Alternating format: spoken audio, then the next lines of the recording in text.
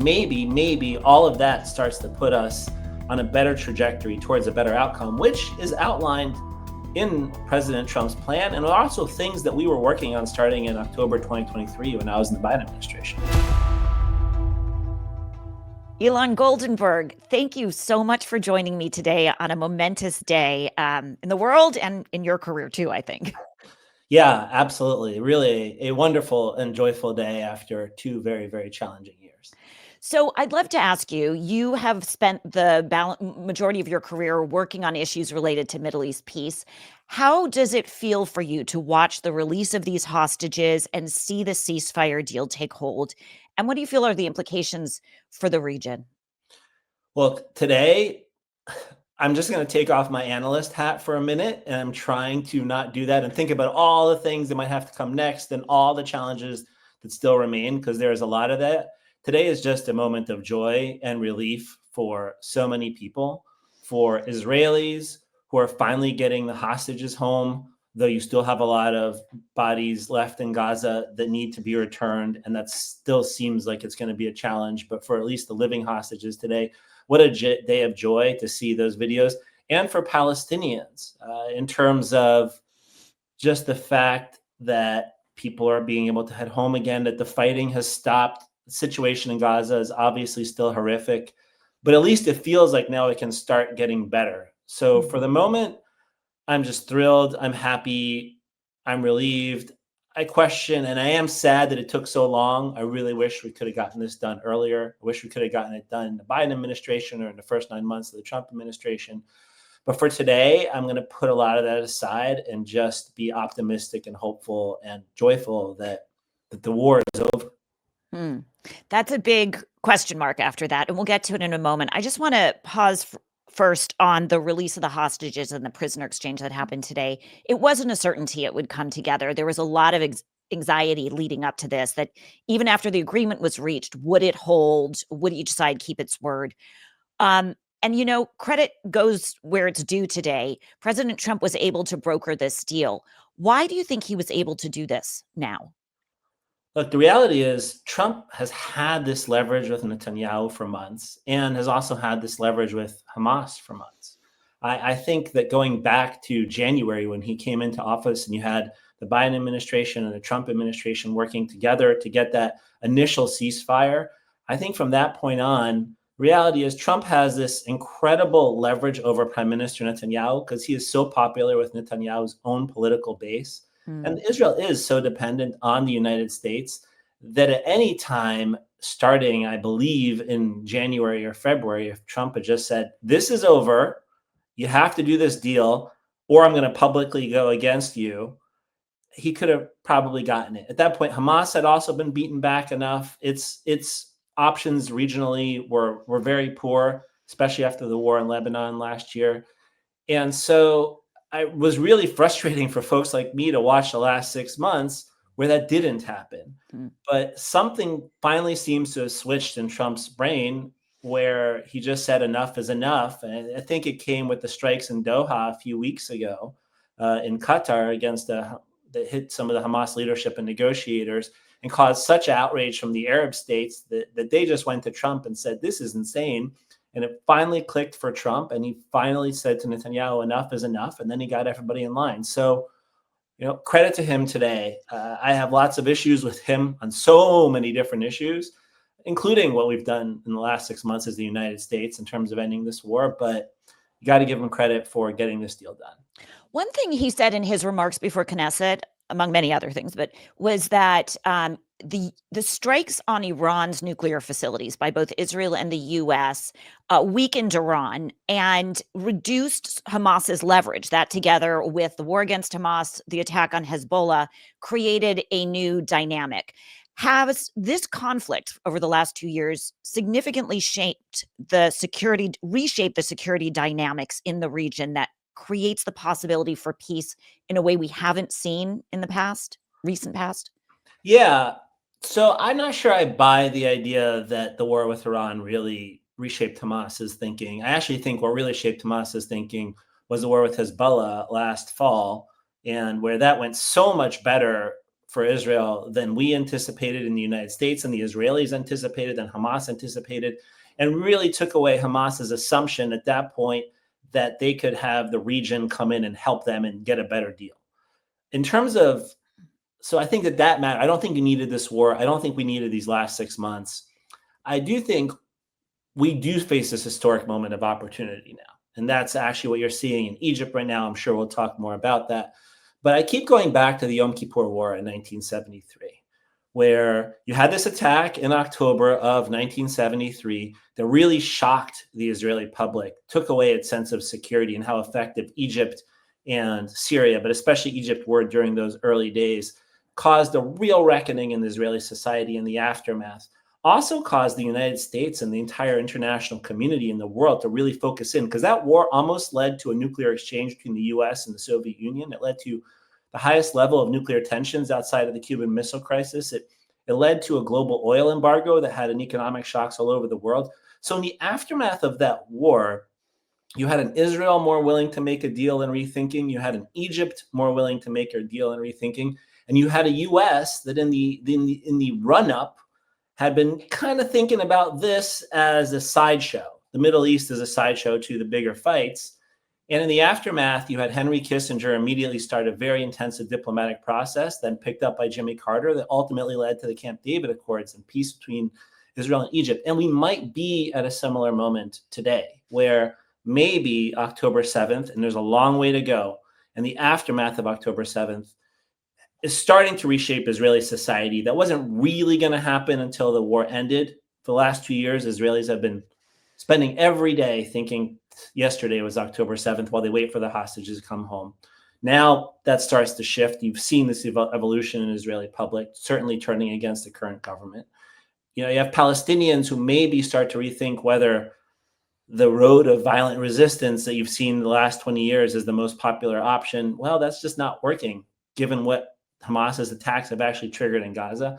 And most importantly, maybe you have the entire international community. You have Egypt, you have the United States, you have all the Arab states, the Gulf states, zooming in and saying, we can't neglect this conflict. And maybe all of that starts to put us on a better trajectory towards a better outcome, which is outlined in President Trump's plan, and also things that we were working on starting in October 2023 when I was in the Biden administration.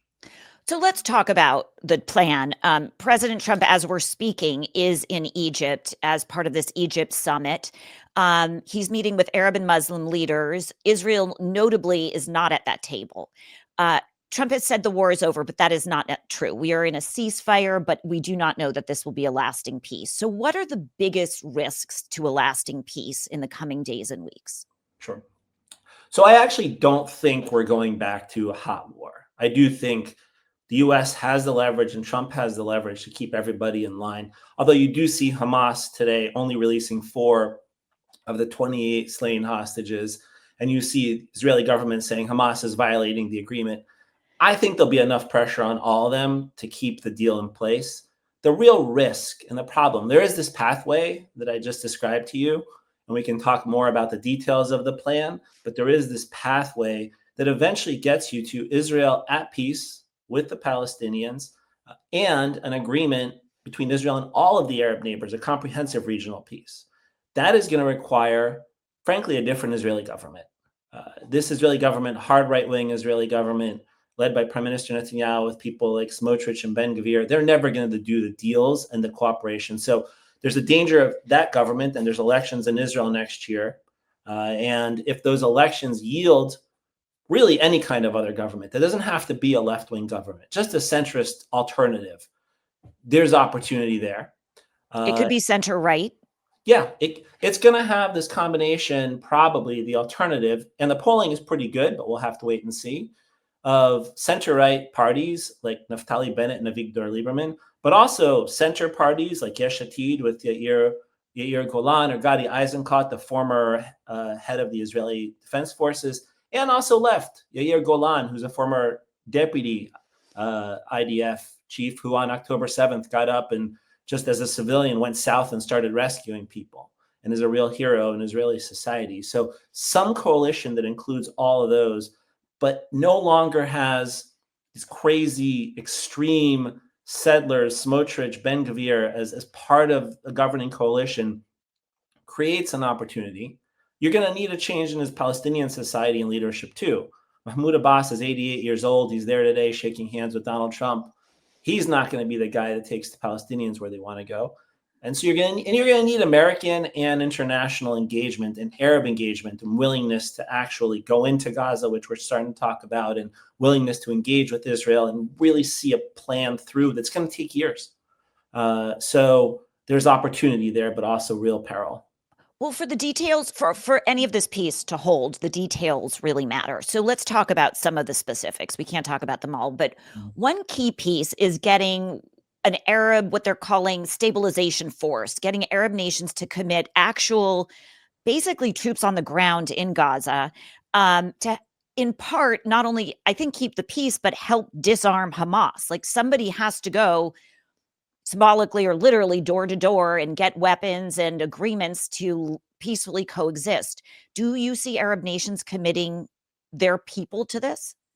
Yes, I think that's one of the big questions. I do think it's possible and plausible, something that would not have been possible and plausible, before the war. But it's something we spent a lot of time also starting to talk about. We had plans on the books as early as late October, early November of 2023 in the Biden administration to do precisely this. We had conversations with some of these countries. Trump has picked all that up to his credit and also has gotten these countries to make some agreements. Which countries would commit troops in your view?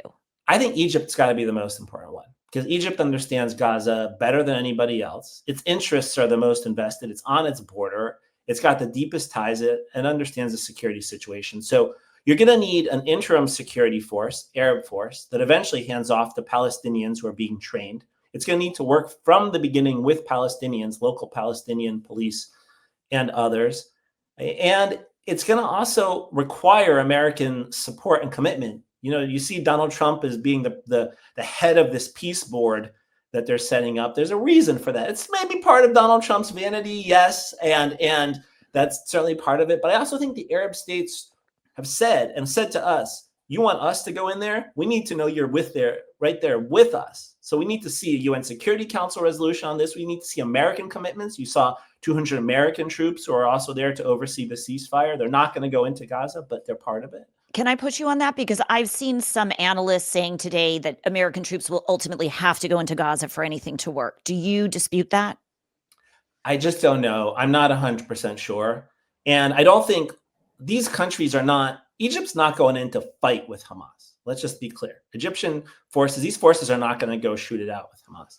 What you would see is them trying to establish alternative security and then alternative governance that comes with it, which is also part of this deal. Some kind of technocratic leadership government that includes Palestinians who have credibility in Gaza, who civil society, a lot of those people have, left Gaza and are sitting in Egypt together with the connection to the Palestinian Authority. You can start to create a substitute for Hamas. And that's how you do this. Let me just put a point on this so that people who aren't fully up to speed on what this 20-point peace plan includes, what you're referring to is this idea that for an interim period, the Palestinians in Gaza will have a government that's neither Hamas nor the Palestinian Authority, but something called that we're referring to as technocrats running the place, Palestinians. What is that? And would they answer to this American-led board? And how would that work? And are they in charge of their own redevelopment plans, or are they subjugated to this other external force? All of that stuff is the stuff that needs to be worked out in detail. That's, I think, and some of that has probably been discussed already, but a lot of it has not yet been worked out. And we'll have to see how it goes. The way, at least I always thought about it, was to start with, you got to get all the different Palestinian factions into Cairo and have them sit down there with the Egyptians and the other key Arabs and the U.S. and banging heads, which is going to mean Hamas sitting at that table. It's going to mean the Palestinian Authority sitting at that table and all the other key political factions, Fatah. Hamas cannot and will not have a role in this governing entity. But if from the beginning Hamas is going after it and militarily fighting it, then that's not going to work either. So Hamas is going to have to at least acquiesce to whatever this is. And that's the reality of it. And so you're going to have people on there who none of them are going to be affiliated with Hamas, but some of them Hamas is going to be okay with. So it's going to be very, very complicated. And do they answer to this American board that's led by Trump and Tony Blair's on it, or no? Or this international whatever that's called? What's it called? I don't think they answer to it. They have to work with it. They have Got to it. be the local Palestinian, and they also have to have some of the people on the board have to be Palestinian Authority and connect back to the West Bank. I see. Because Okay. the West Bank is also, so it's all, this is where these details are not worked out yet. These are things we were tossing around again 2 years ago, but also that, that the Trump administration took a few months off and did this crazy Gaza Riviera plan, but ultimately came back to these ideas that have been on the table for a long time. I want to get to the West Bank in a moment, but let's stay on Gaza for a beat. There's word that Hamas has started executing Palestinians from rival factions, like in the last 24 hours inside Gaza. So what does that tell us about the challenges ahead? Well, yeah, this is what's going to happen now.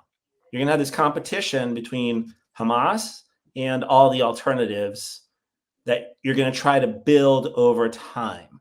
And Hamas wants to reassert rulership and essentially be the security guarantor on the ground in Gaza and the arbiter of security. This is basic governance, counterinsurgency 101. And can this alternative that the international community builds create really a space for something else? And is the Palestinian public, especially in Gaza, so fed up with Hamas that they will lean towards this? We'll have to wait and see how this all works itself out. But Hamas is not going to go without a fight, and that's one of the other challenges. And I should say one last thing about this. We were pushing the Israelis, and specifically Prime Minister Netanyahu, for much of the last 2 years to execute a strategy over time that started to already put in place these alternatives. And he never really took it seriously, and he never really worked with the international community on that, because any of that would have acknowledged earlier on, acknowledging and involved acknowledging Palestinians are going to control Gaza instead of Israel. And so he refused to do any of this. And so part of what you see today was the failure of his war strategy, repeating the failures of Vietnam and Iraq and Afghanistan, where we spent way too long just trying to shoot our way out of it without really building an alternative. And only when you build an alternative do you have a chance to really replace what's already there. I have a controversial question for you, which is, we just saw the release of all living hostages. Does Netanyahu deserve some credit for that too? Yeah, I don't know how controversial that is. But again, he could have had that a long time ago. Could have had that a year ago. I'm willing to give Trump credit. I'm not very willing to give Netanyahu credit, because he should have acted for the good of his country a long time ago. 75% of the Israeli public has been there for a long time. Security officials have been there for a long time. They've been arguing for more than a year. Especially the hostage families have long been arguing, this makes no sense. Why are we doing this? Why? This is not in Israel's interest anymore. And he's wildly unpopular, especially with the hostage families in Israel. It's interesting that so many allies of Israel see him outside the country, see him more favorably. But that could be a whole conversation. I really want to focus on what comes next, because we haven't talked about the fate of the Palestinian civilians who are living in Gaza now, allowed to return, quote, home. But what are they returning to? There's no homes in many cases, no water systems, no hospitals, or very ill-equipped hospitals. What will it take to help Palestinians rebuild? And can you help us understand this? How do they live while the rebuilding is taking place? How do they get their basic needs met in the interim? Well, it's going to take a huge amount. Again, this is the third piece of the international plan. You got to have security, you got to have politics, and you have to have a huge investment in reconstruction and rebuilding. I think the first thing is just surging aid into Gaza, types of things that have happened before. Got back to 600 trucks a day, which is where we were during the last ceasefire. You're just going to feed people and get them basic medicine. I worry you have these images of Palestinians going back to Gaza City. I worry a lot of them turn around because they get there and there's just nothing for them to go back to and go back to the tents they were at. And the South has more infrastructure. Is that correct? So people could live there? On these tents where they've been living, especially on the water in a place called Mawasi, there are some areas, yes, in the South. There are some areas in Gaza City. So what you're going to have to do is move people around, start really sector by sector, tearing everything down. You're going to have to get rid of millions probably of ordnance, of unexploded ordnance, which is another challenge here. And in the meantime, you're just going to have to continue to feed and support the population with a huge international aid movement. And then over time, start to reconstruct, rebuild. And for all this to work, you're going to need both the international community to let it work and invest in it, and you're going to need Israel to let these things in. And you're going to need Hamas to not play. You're going to need to have enough security where Hamas cannot play the role of essentially trying to heist all these things and then use them as leverage. So it's going to be brutally complicated. Let me tell you, we're not going to some panacea in Gaza. Nobody expects that. And you look at situations like Iraq and Syria and places that have just been through horrific civil wars. One day at a time, you try to make the situation better. But it's a years-long process and project, and that's what we're going to look at here too. And I assume part of this multinational stabilization force is to ensure that infrastructure, what's needed to fill the tunnels and rebuild, can get in without being stolen, et cetera. It's part of the goal. Okay. Yes, maybe the most essential element: local basic policing and precisely this, securing humanitarian and reconstruction aid. Let's talk about the West Bank for a moment. There needs to be a new calculus there. Israel needs a new relationship with the West Bank in order for this peace to move forward, I assume. What do you imagine that looking like, and what's politically feasible? Sure. Well, first of all, again, this is one of the reasons you need a new Israeli government, because since 2005 and the Second Intifada basically convinced Israelis there's no partner on the other side. And since then, the Netanyahu government has largely pursued a strategy of empower Hamas, give them money. You even had money, millions of dollars flying into Ben Gurion Airport and going by armed escort, from basically money from Qatar flying in, going by armed escort into Gaza to empower Hamas, while at the same time cutting and slashing the Palestinian budget inside the Palestinian Authority, and Israel restricting money, restricting things going in, restricting pretty much everything. You've had very aggressive, especially the last 2 years with this new Israeli government, both after October 7th, but even before, Smotrich and Ben-Gvir, violent settlers kicking Palestinians off their land, really trying to strangle the West Bank. And you're going to need a different Israeli government that makes a recalculation and says, we're going to empower the moderates. We're going to help them. We're going to work with them. And then you're going to need a Palestinian leadership, the next generation. Mahmoud Abbas, the PA's got a lot of its own challenges. Mahmoud Abbas is 88 or 89 years old at this point. He needs to give way to the next generation of leaders. There's a lot of corruption on the Palestinian Authority side. There's a lot of challenges with their own internal governance. They also need to start taking steps towards elections, towards reform. There's some potential there. The next generation is quite promising. Their prime minister, Mohammed Mustafa, is exactly one of those kinds of technocrats you need to lead this kind of an effort. Who will support peace, like civil society, negotiated agreements, not through force and terror. Yeah, I think that is, yes, that is who the Palestinian Authority ultimately is. That is who a lot of these leaders ultimately are. They have a society that's increasingly fed up with that option, and so it limits their space to move. But Abbas, for all of his very problematic behavior, has stuck with the basic concept of nonviolence is the pathway for the last 20 years. And Israel's just released 250 Palestinian prisoners, many of whom were convicted for life or long-term sentences for acts of terrorism and real violence. Will that impact what's possible here? Yeah. I don't know. I actually would have been one of the people who was on the table to be released was Marwan Barghouti, a real Palestinian leader who was not released, and was convicted of killing a number of people, or at least supporting and planning the murder of a number of people. On the other hand, he's got incredible political support amongst Palestinians and might be looking for a different way. So maybe there's an opportunity from some of these people.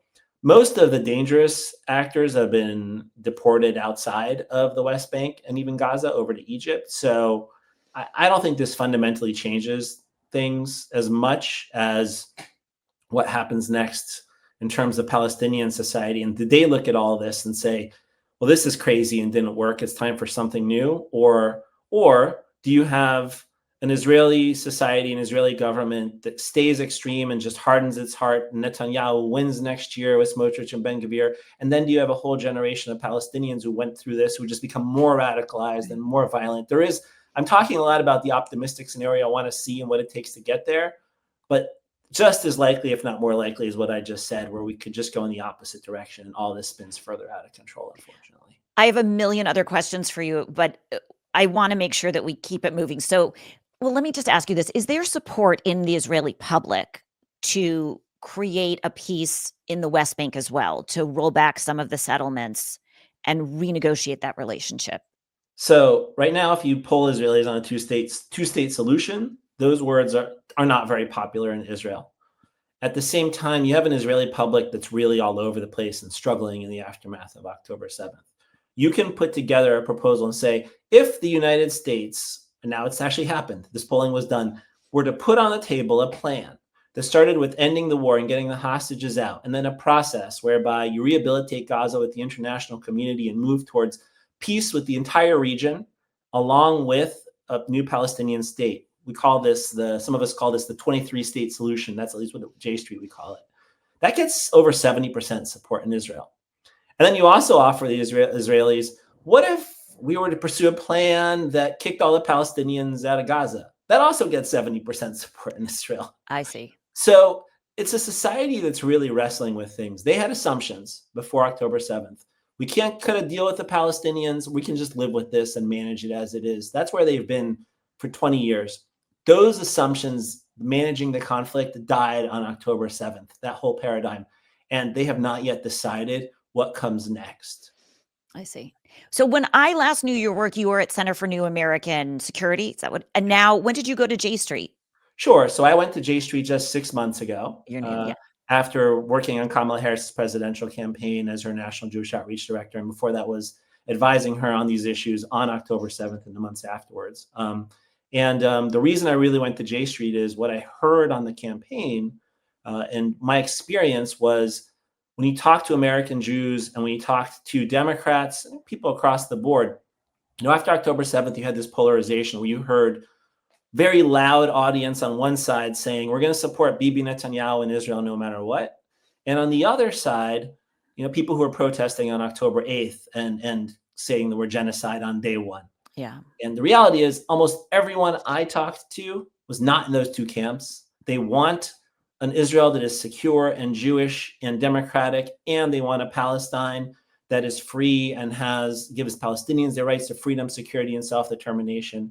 And that's where the overwhelming majority, I feel, of American Jews are and of where democratic politics are and the United States is. And I decided after the campaign, that's the voice I wanted to elevate and support. And once I did, J Street is just the natural platform for doing that. It's the most important organization in the Jewish community for doing that. Interesting. Do you feel, thank you. I just want to focus on the larger world. I have heard since the ceasefire has taken hold, I've heard protesters speaking at events saying the ceasefire is here, but our fight is not over. These are anti-Israel protesters. The fight is not over. We must go on to defeat the state of Israel. It seems we've witnessed the emergence of a significant global movement to end Israel. Is that assessment accurate? And what are the implications of that, both abroad for Israel and here at home in the U.S.? I don't think we've seen a significant global movement to end Israel. I think we've seen a movement. I think there is a significant global movement to get Palestinians their rights. Okay. And some of those people who are the most extreme and the loudest are maybe making those noises today and are not happy, or are not just welcoming. Today is a day to just be happy and joyful for Israelis and Palestinians, even if there's so much more to be done. That being said, the view of Israel, both internationally and in the United States, is not going back to where it was before October 7th. This war has fundamentally changed the politics, the perception, and international journalists haven't been in Gaza in 2 years. And I have a feeling what they're going to find there is going to cause a real reckoning internationally and in Israeli society.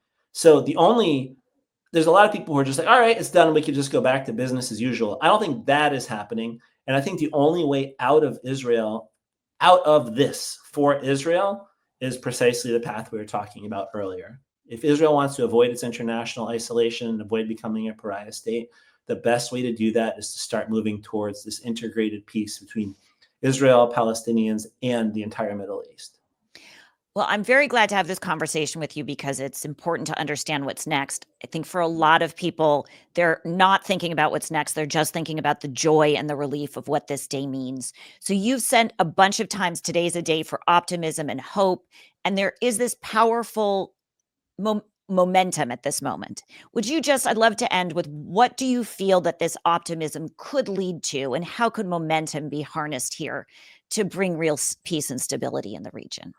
Sure. So if over the next couple of years you can actually get international agreement, get this international force in, get real governance into Gaza, get real aid started, get an election in Israel that brings forward a new government that's willing to work towards peace, you can see this. You see this pathway.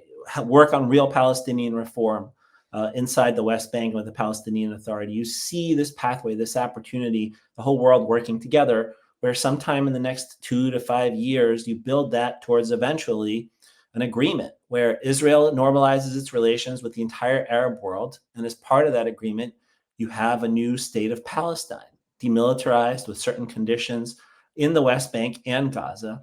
And we can get there. We can get there. The Yom Kippur War was 1973. Camp David was 1978. Nobody would have told you in 1973 that Israel and Egypt would be in peace in only 5 years. And maybe if we can all take advantage and, we can get to that moment, it's going to take a lot of commitment and work from the Israeli people, from the American government, from Palestinian people, and from the Arab states and the entire international community. But that's the world I'm going to start working towards starting today. I've been working for that world my entire career, but I see this opportunity and I hope we can take it. Long way to go, but it starts with a lot of promise today. A very big and wonderful day today. Thank you, Ilan, so much for your time and for sharing your wisdom. Thank you for having me.